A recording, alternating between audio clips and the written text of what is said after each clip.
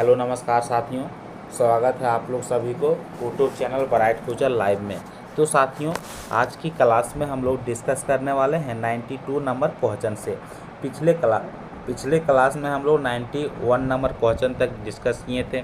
यदि आप नहीं देखे हैं तो जाकर देख लीजिएगा, प्लेलिस्ट बनाया हुआ है केमिस्ट्री का। और उससे आगे फिजिक्स को उससे पहले फिजिक्स को भी हम लोग कवर कर चुके हैं। आप देख सकते हैं प्लेलिस्ट में जाके, यदि आप देखना चाहते हैं तो यह बुक जो है सो specialist RRB group D, RRB NTPC, जैसे कि मैं रोज़ बताते आ रहा हूँ। तो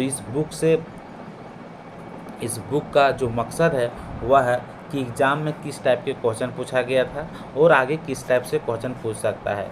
तो यदि आप मेरे चैनल पर नए जुड़े हैं तो मेरे चैनल को सब्सक्राइब कर लीजिएगा, ठीक इसी तरह वीडियो पाने के लिए।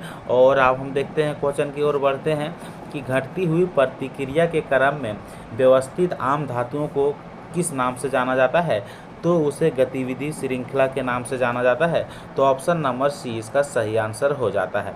देख सकते हैं किस प्रकार से घटती हुई प्रतिक्रिया के क्रम में व्यवस्थित आम धातुओं को किस नाम से जाना जाता है? गतिविधि श्रृंखला के नाम से जाना जाता है। अगला क्वेश्चन है, निम्नलिखित में से कौन सा धातु आयरन क्लोराइड में लोहे को विस्थापित नहीं करती है? तो चांदी जो है वह लोहे को विस्थापित नहीं कर सकता है, क्योंकि चांदी जो होती है वह लोहे के नीचे होती है। आपको बताएं, कल की क्लास में बताए थे कि कौन कौन सा जैसे कि अभिक्रियाशील धातु होती है। जैसे कि चांदी हो गया, चांदी जो है वह लोहे के नीचे होती है, इसलिए यह ऐसे विस्थापित नहीं कर सकती है। और एल्युमिनियम हो गया, मैग्नीशियम हो गया, जास्ता हो गया, ये सब उसे कर सकता है, क्योंकि ये सब जो होती है वह आयरन धातु से ऊपर होती है। अब देखते हैं एनोडाइजिंग प्रक्रिया में किस अमल का प्रयोग होती है? तो ध्यान दीजिएगा, एनोडाइजिंग प्रक्रिया में तनु सल्फ्यूरिक एसिड का प्रयोग होता है, जो कि ऑप्शन नंबर बी में देखने को मिल रहा है। क्वेश्चन पूछा जाएगा कि एनोडाइजिंग, अब हम देखते हैं सॉल्यूशन को हम लोग डिस्कस क्यों कर रहे हैं? तो सॉल्यूशन को हम लोग चर्चा इसलिए कर रहे हैं क्योंकि एग्ज़ाम में कई बार ये होता है कि जो क्वेश्चन पूछा हुआ है उसके ऑप्शन से क्वेश्चन पूछा जाता है, यानी कि प्रीवियस ईयर पर क्वेश्चन पूछा जाता है। तो एनोडाइजिंग जो है वह वैद्युत रासायनिक प्रक्रिया है जिसके द्वारा एक धातु का पृष्ठ टिकाऊ एवं जंगरोधी बनाया जाता है। ठीक है, कि इसके द्वारा कोई धातु जो है इसका पृष्ठ का टिकाव जो है और जंगरोधी बनाया जाता है, इसलिए तो एनोडाइजिंग जैसे एक प्रक्रिया है। अब देखते हैं इस प्रक्रिया में एल्युमिनियम ऑक्साइड को परत का निक्षेपण होता है। इस प्रक्रिया में क्या होती है? तो एल्युमिनियम ऑक्साइड की परत को निक्षेपण होता है। इस प्रक्रिया में गंधक अम्ल का प्रयोग किया जाता है। अब हम लोग बढ़ते हैं अगला क्वेश्चन की ओर। अगला क्वेश्चन देखते हैं, निम्नलिखित में से कौन सा एक अम्ल का गुण नहीं है? तो ध्यान दीजिएगा, अम्ल का गुण नहीं है। अम्ल का स्वाद कैसा होता है? अम्ल का स्वाद कैसा होता है? कड़वा होता है कि खट्टा होता है? अम्ल क्षार के साथ मिलकर लवण बनाता है। अम्ल नीले लिटमस पत्र को लाल में परिवर्तित कर देता है। ठीक है, तो आप लोग ध्यान दीजिएगा, अम्ल का जो गुण होता है, अम्ल का स्वाद जो होता है सो खट्टा होता है, बिल्कुल सही होता है। अम्ल का स्वाद कड़वा नहीं होता है, खट्टा होता है। ठीक है, अम्ल क्षार के साथ मिलकर क्या बनाता है? लवण का निर्माण करता है। तो जब अम्ल और क्षार मिलता है तब लवण का निर्माण होता है। ध्यान दीजिएगा आप लोग। अब कहता है अम्ल का काम क्या होता है?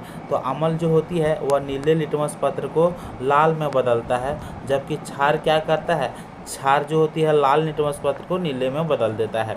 तो अम्ल से जितना भी क्वेश्चन पूछ सकते हैं, चलिए अम्ल के बारे में थोड़ा डिस्कस करते हैं। ठीक है, अम्ल वे पदार्थ होते हैं जो जलीय विलयन में हाइड्रोजन आयन देते हैं। ठीक है, तो क्वेश्चन पूछेगा इसके, जैसे कि अभी यहाँ जैसे कि हम लोग पढ़ रहे थे कि अम्ल का गुण कौन सा नहीं है। तो अम्ल का गुण कौन कौन सा है? ध्यान दीजिएगा कि अम्ल जो है वो वैसा पदार्थ होता है जो जलीय विलयन में हाइड्रोजन हाइड्रोजन पॉजिटिव, हाइड्रोजन ध्यान देते हैं। और हाइड्रोक्लोरिक अम्ल हो गया और एसिटिक अम्ल आदि सब क्या हो गया? अम्ल हो गया। ठीक है, अम्लों के गुण निम्न प्रकार के होते हैं। अम्ल जो होती है स्वाद में खट्टे होती है। पूछेगा एसिटिक अम्ल तो क्या है? अम्ल है। और हाइड्रोक्लोरिक अम्ल क्या है? तो अम्ल है। अमल जो होती है सो स्वाद में खट्टे होती है और नीले लिटमस पत्र को लाल कर देता है। तो इस तरह से क्वेश्चन एग्जाम में पूछा जाता है। तो अब हम लोग बढ़ते हैं आगे की ओर।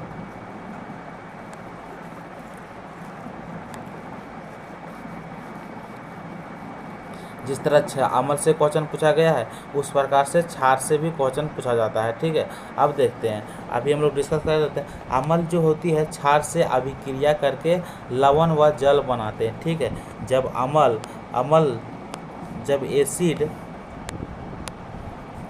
एसिड जब बेस से अभिक्रिया करता है तब लवण का निर्माण करता है या फिर जल का निर्माण लवण व जल का निर्माण करता है।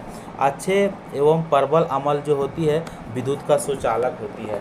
तो क्वेश्चन पूछा जाएगा कि अच्छा एवं प्रबल अम्ल जो होती है वह क्या होती है, तो विद्युत का सुचालक होती है। क्वेश्चन पूछेगा कि अम्ल का पीएच मान जो होती है वह कितना होती है, तो 7 से कम होती है। यदि 7 से ज़्यादा होती है तब वह क्या कहलाता है, तब वह क्षार कहलाता है। ठीक है, और यदि किसी भी तत्व का यदि पीएच मान 7 रहता है तब वह उदासीन कहलाता है। क्या कहलाता है, उदासीन कहलाता है। अब हम लोग बढ़ते हैं आगे की ओर। सभी एसिड के लिए आम तत्व क्या है, तो जितना भी एसिड है उसके जितना भी अम्ल है, ठीक है, जितना भी अम्ल है उसके लिए जो कॉमन एलिमेंट यानी कॉमन तत्व है वह हाइड्रोजन है, यानी कि हाइड्रोजन रहेगा। ठीक है, अब हम लोग देखते हैं सभी अम्लों के लिए आम तत्व जो है हाइड्रोजन है। जैसे कि HCl हो गया, H2SO4 हो गया, HNO3 हो गया। ठीक है, वे अम्ल जिनमें हाइड्रोजन के साथ ऑक्सीजन के अतिरिक्त अन्य अधात्विक तत्व होते हैं वह क्या कहलाता है, एक ऐसा अम्ल। ठीक है, ऐसा अम्ल जिसमें हाइड्रोजन के साथ ऑक्सीजन के अतिरिक्त यानी कि ऑक्सीजन है उसके अलावा एक अन्य अधात्विक तत्व है वह क्या कहलाता है, तो वह अनॉक्सी अम्ल कहलाता है। तो बोलते हैं उसे हाइड्रोसिस अम्ल बोलते हैं, हाइड्रोक्सिक अम्ल बोलते हैं, तो अनॉक्सी अम्ल बोलते हैं। तो ध्यान दीजिएगा, क्वेश्चन पूछ सकता है। जैसे कि आप यहाँ पे देख सकते हैं सभी अम्लों के लिए कौन सा तत्व जरूरी होती है, यानी कि कॉमन तत्व जो से हाइड्रोजन होती है। ठीक है, तो हाइड्रोजन है तो इसे HCl है, H2SO4 है, HNO3 है। ठीक है, इसमें क्या है, ऑक्सीजन नहीं है। ठीक है, इसमें ऑक्सीजन है।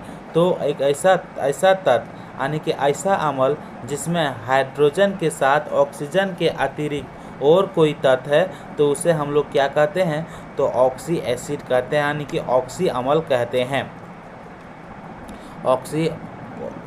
जिसमें अम्लों में हाइड्रोजन एवं ऑक्सीजन दोनों उपस्थित होता है उसी को हम लोग ऑक्सी अम्ल कहते हैं। लेकिन हाइड्रोजन ऑक्सीजन के अलावा और कोई तत्व उपस्थित होती है तो उसे हम लोग अनॉक्सी अम्ल कहते हैं। ठीक है, ध्यान दीजिएगा, ऑक्सी अम्ल क्या होती है, जिन अम्लों में सिर्फ हाइड्रोजन और ऑक्सीजन दो ही उपस्थित होती है उसे हम लोग क्या कहते हैं, तो उसे हम लोग ऑक्सी अम्ल कहते हैं। जैसे कि सल्फ्यूरिक अम्ल, फास्फोरिक अम्ल, हाइड्रोजन और ऑक्सीजन ही उपस्थित होती है।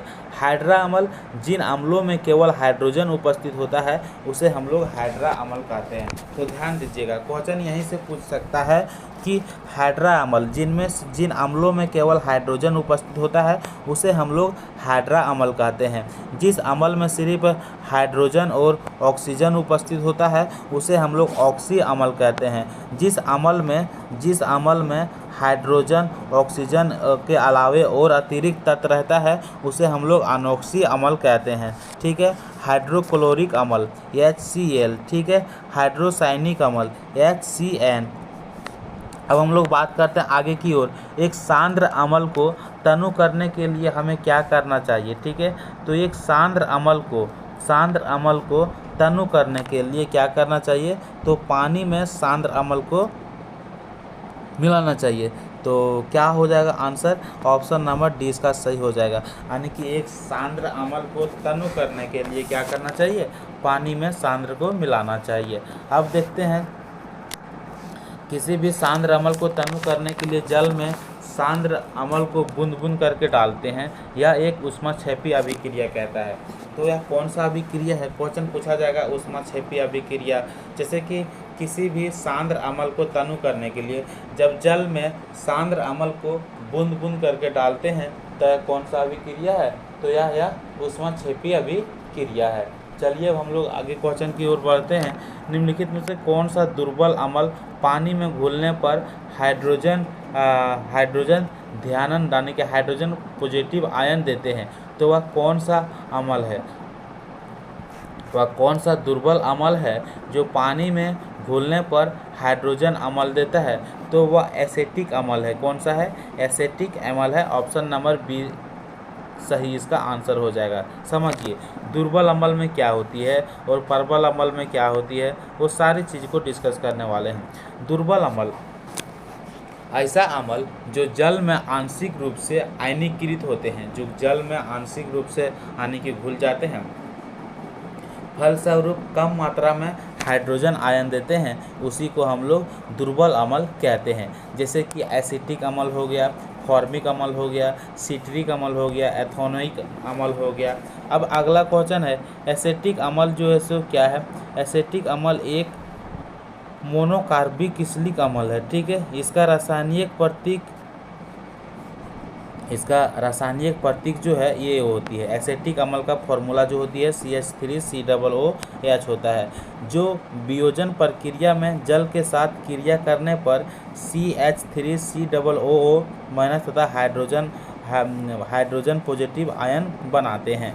तो अब देख सकते हैं क्वेश्चन पूछ सकता है कि एसिटिक अम्ल जो है क्या है? तो एक मोनोकार्बिक क्रिस्टलिक अम्ल है। ध्यान दीजिएगा। अब हम लोग देखते हैं म्यूरेटिक अम्ल का वैज्ञानिक नाम क्या है? तो इसको हर कोई जानता है कि म्यूरेटिक अम्ल का जो वैज्ञानिक नाम है वह क्या है? तो हाइड्रोक्लोरिक अम्ल है। ऑप्शन नंबर 20 का सही आंसर हो जाएगा। हाइड्रोक्लोरिक अम्ल जो है, हाइड्रोक्लोरिक अम्ल HCl एक अकार्बनिक अम्ल है। ठीक है, क्वेश्चन पूछेगा कि हाइड्रोक्लोरिक अम्ल जो इसे क्या है? तो एक कार्बनिक अम्ल है। इसका उपयोग जैसे कहाँ पे किया जाता है? प्लास्टिक बनाने में, प्रयोगशाला में, अभिकर्मक के रूप में, अम्लराज बनाने में, रंग एवं औषधि निर्माण में किया जाता है। तो क्वेश्चन पूछ सकता है कि हाइड्रोक्लोरिक अम्ल का प्रयोग कहाँ किया जाता है? तो प्लास्टिक के उपयोग में किया जाता है, प्रयोगशाला में किया जाता है, अम्लराज बनाने में किया जाता है और दवाई वगैरह बनाने में किया जाता है। अब हम लोग अम्ल के बारे में समझ चुके थे। अब हम लोग पढ़ते हैं क्षार के बारे में। निम्नलिखित में से क्षार का गुण कौन सा नहीं है? तो ये लाल लिटमस पत्र को नीला कर देता है, क्षार बिल्कुल कर देता है। यह पानी में हाइड्रोजन आयन उत्पन्न करते हैं, तो यह पानी में हाइड्रोजन आयन उत्पन्न करते हैं? नहीं करते हैं। ठीक है, पानी में हाइड्रोजन आयन उत्पन्न नहीं करते हैं। यह पानी में या मोटी सामग्री को विघटित कर देती है? बिल्कुल कर देती है। ये फिसलन युक्त साबुन जैसे होते हैं? तो बिल्कुल होते हैं।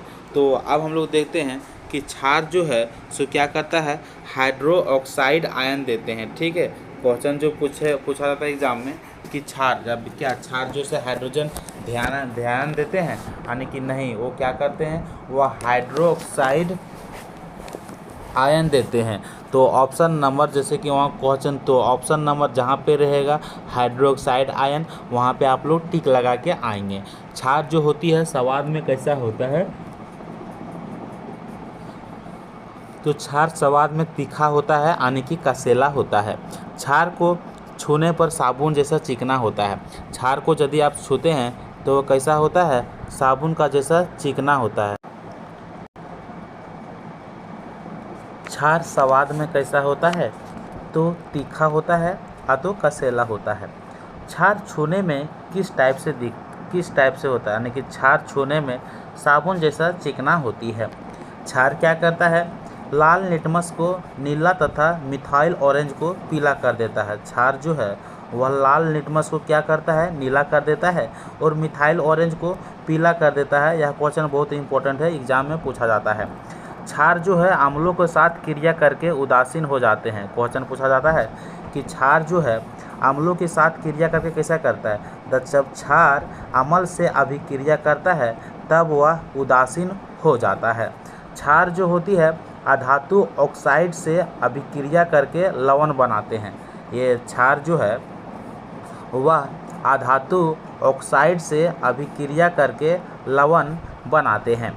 अब देखते हैं क्षार का पीएच मान जो होती है वह 7 से अधिक होती है। ध्यान दीजिएगा, अभी हम जैसे बताए थे कि अम्ल का पीएच मान जो होती है वह 7 से कम होती है और क्षार का पीएच मान जो होती है वह 7 से अधिक होती है और उदासीन का पीएच मान 7 के बराबर होती है, जो अभी के हम लोग डिस्कस कर चुके हैं।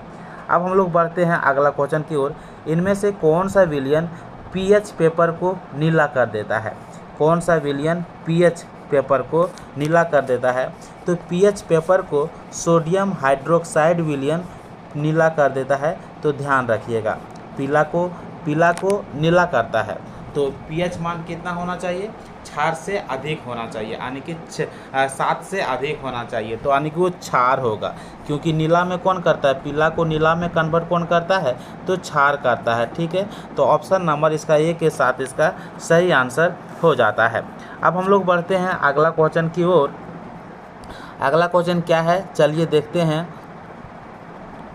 अगला क्वेश्चन है सोडियम हाइड्रोक्साइड, जिसे हम लोग कास्टिक सोडा भी कहते हैं। सोडियम